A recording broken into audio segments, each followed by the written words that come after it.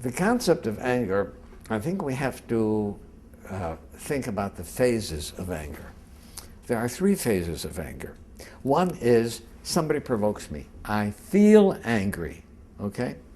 I don't have any control over that, right? Then there's the phase of anger of how do I react to it, right? Do I walk away?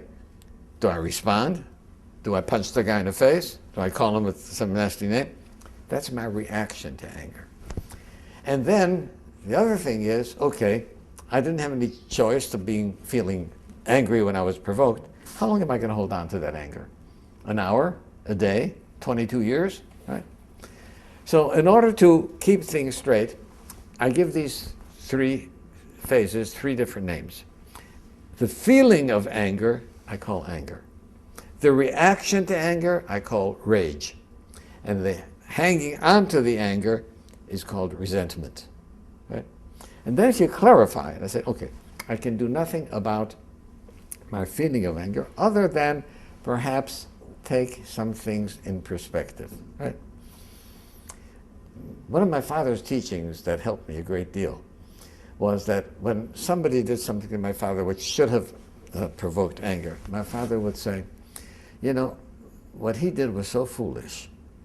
If he only knew how foolish it was what he did, he wouldn't have done it. So, you know, I feel sorry for that person for being such a fool. But if you feel sorry for a person, how can you be angry at him? You know, I feel pity for him. Pity and anger doesn't go together. But nevertheless, I can't control how I feel when provoked, but I certainly can control what my reaction is going to be. And finally, how long do I hang on to the resentments? My greatest lesson came from Alcoholics Anonymous, where somebody said, harboring a resentment is allowing someone who you don't like to live inside your head without paying any rent. And I'm not that kind of a guy. I'm not a nice guy like that to let somebody else rent. So AA helped me get rid of resentments. Reacting to anger took me a while, right, to be able to control my rage. And then I had to realize that, you know, this is part of my being human. Animals react with rage when provoked. Right? I, as a human being, am supposed to be above that. You know, I'm an orphan of Homo sapiens. So I learned how to control my anger. So I think those are, if a person keeps those things in mind, right? And there's some people who feel guilty for feeling angry, right? Especially at a parent. Right? You don't have a choice, right? The feeling of anger is nothing like a choice. And if you don't have a choice, there's no reason to feel guilty about it. How you react? Oh. Now, my suggestion is keep an anger journal. Right?